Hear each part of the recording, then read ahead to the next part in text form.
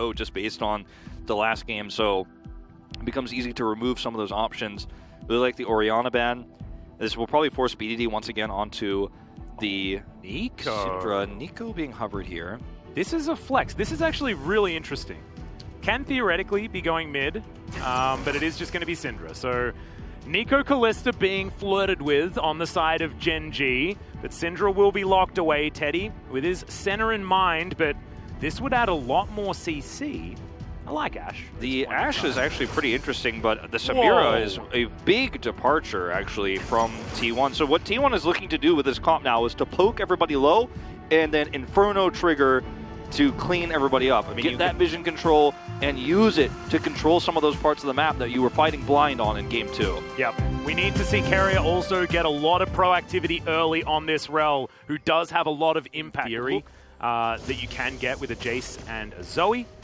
See a bit of a wraparound here as Canna slightly overextended. The Ghost already comes out. Acceleration gate. You can see Canna trying to go for the 1-for-1 as the Undertow is going to land, but they're just happy with a flash and cleared. Ends up being, you know, a little bit of wasted time here for a jungler that, you know, yeah, sure, he just This is super cool from Kaz.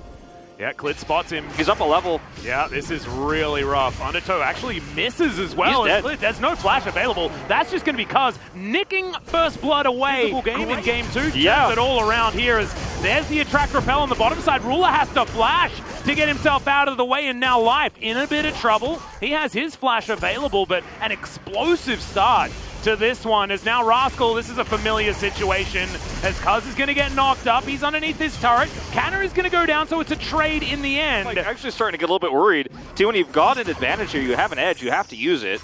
Well, they want to use it so that they can actually get control over this Drake, as there's the flash forward, and Faker Huge just mistake. Gets baited by BDD. That's a solo kill, and they were trying to give Faker the money for this Rift Herald, as well as now Clid comes on forward. This could be even worse. Oh, this is a disaster. I don't even think that this one's getting connected. It's not. They deny it, and you don't find the window to use the Rift Herald. You overextend. Faker gets baited by BDD, who once again is dominating the mid lane. And this is inexcusable. Gen G should not be able to walk away with this Ocean Drake here for free. Yeah, you can see T1 with a slight advantage now. I just don't know whether it's going to be enough with things like the Scion here, as Rascal caught out of position by Canna. He got baseball batted back, so he has to... Oh, the block! Flash in front, but he's stunned for a little bit too long. Clid running on forward, no mana on Rascal, so we can't exactly help him out. But Clid's going to be able to stride breaker his way out, and Cuz not going to be safe underneath this turret, as Ruler's going to move on over. Teddy shows himself as well. Yeah, you don't push this any further, but you can get a Rift Herald out of this. I mean, this is a really nice play from T1. You get aggressive, you catch Rascal, you force a big rotation for Gen G, but you have a bigger one on your plate. Now nobody's getting side lane pressure, right? Ruler is not in the bottom lane. If Ruler's in the bottom lane, nobody likes this play that much, but he stays. That's a teleport coming on in. Life looking for the pulverize, finds it there, gives Teddy back to the rest of Gen G. Bladewell trying to get some value, and he's going to get stunned. Yep, gameplay for you, Mr. Teddy. Because now Carrier trying to get out of there, Cuz as well, just booping whoever he can. That shock blast was decent. Just don't know whether it's quite going to be enough here, because they've already lost Teddy, and that is their end of teamfight win condition, right? To get value, doesn't even have to flash. Ooh, bit greedy, not actually going to press the Ragnarok button, as in comes the train, and everything misses until the train gets there, and more gameplay for you, T1. Cuz now going to get caught out of position as well, and Gen G. This is definitely a cold ball rolling down a hill right now, as there's the exhaust. Life just desperately wanted to give this kill over to Ruler, and will do so comfortably. Canna trying to get what he can on the bottom side. Damwon Kia finals, where maybe a passing of the torch could even occur if Damwon won it, but T1 have to win now 3 games in a row in this best of 5 to even get us there, and they are falling behind. They cannot even control Baron right now with this poke composition. Yep, we'll see whether they can rain something in there. Of course, Canna needs to be in position, and Faker as well, but now the re-engage comes forward. We got a lot of buttons being pressed, and now maybe it's the opportunity for T1. But Clid goes golden right in the middle of it. You can see Ruler trying to do his best, but he's going to be taken down. The Baron helps him out. The Samira is dead, though, and now Gen G utilizing the more powerful wallets and just running at T1. That's a very short teleport. However, one that maybe Cuz not going to be able to... Yeah, you do get the extra movement speed from the teleport, but who was I kidding? It's Udyr. It's very difficult to use Gen G's comp here against this poke without vision. You could see how much damage you'll take.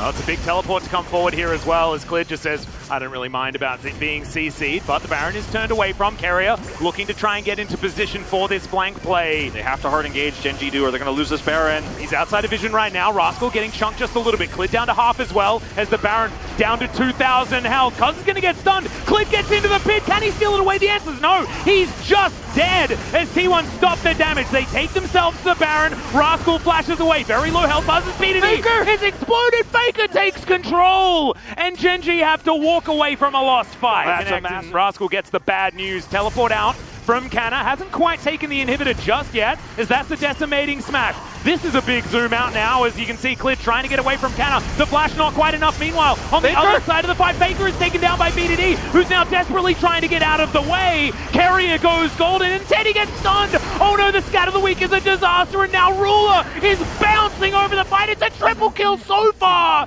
and Gen G lost no one. BDD just won the game for Gen G. He's able to stun Teddy before he can use his Inferno trigger. Just as he hits his S rank, he's not able to pull it off. And Canna, the only man that can save it. Carrier up in a couple of seconds. Teddy in 5. Nexus turret number 1 goes down. Carrier desperately trying to be the hero, but the Nexus is exposed.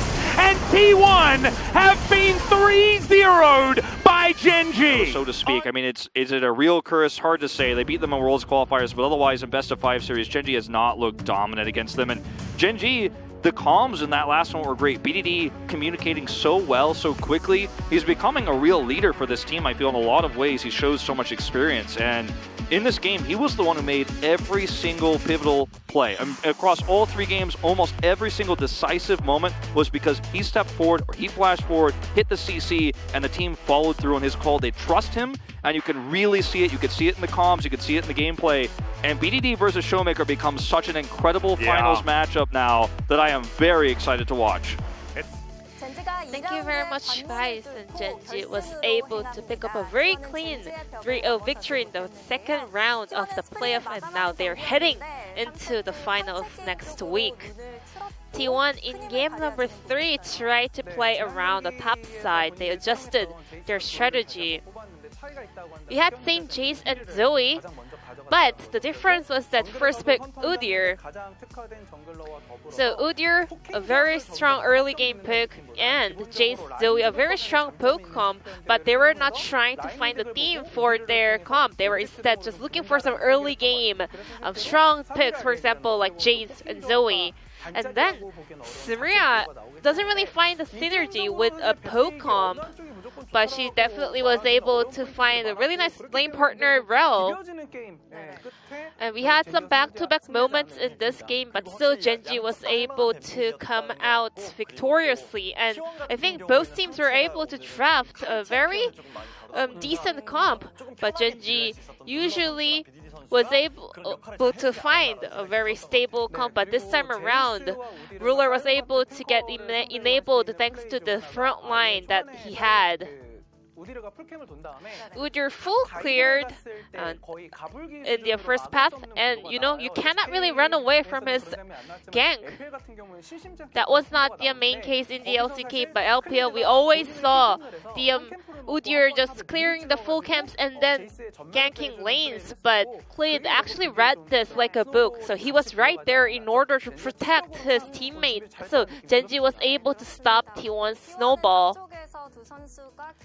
Speaking of the topside play, let's take a look at the highlight where T1 wanted to play around the topside objectives, where Gen G really wanted to start to interrupt T1's setup. We had an accident breaking out on the mid lane. I do understand their decision making.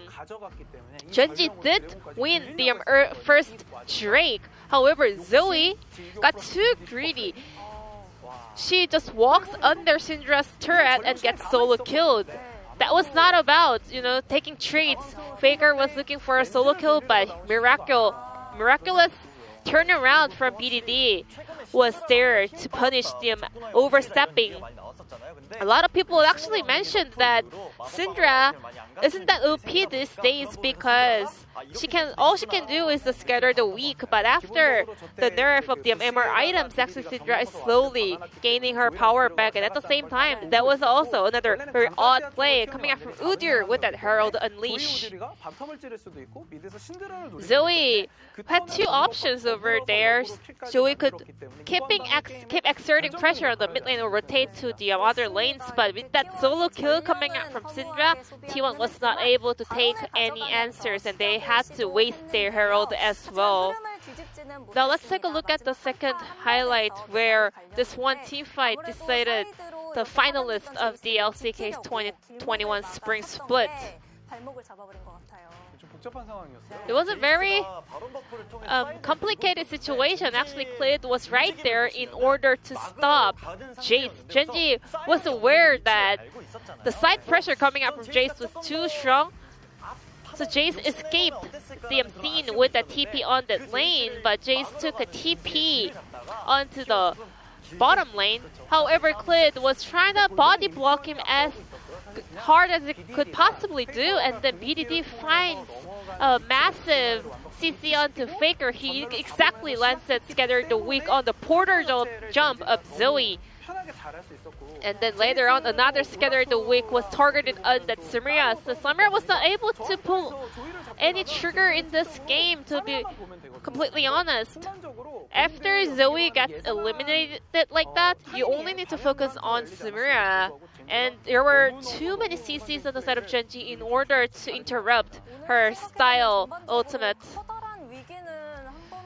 I think today in general, Genji was not having any hard time at all. It was a smooth sailing series for Genji, and they are heading to the finals. And the player of the game will be BDD on Syndra. BDD got one solo kill, and he was participating almost every action that Genji was pulling off. It was a hyper carry of a single player, and Syndra was right there in order to bring his team to a victory. And it's been a while since we saw Syndra playing this aggressively. Syndra is one of the go-to picks here in this LCK, and some of the teams, they actually waste their Scatter the Weak just to, in order to, move back to a safer spot. But BDD, I think he had a massive CC score in this game, and he was the only one who was having the control of this game.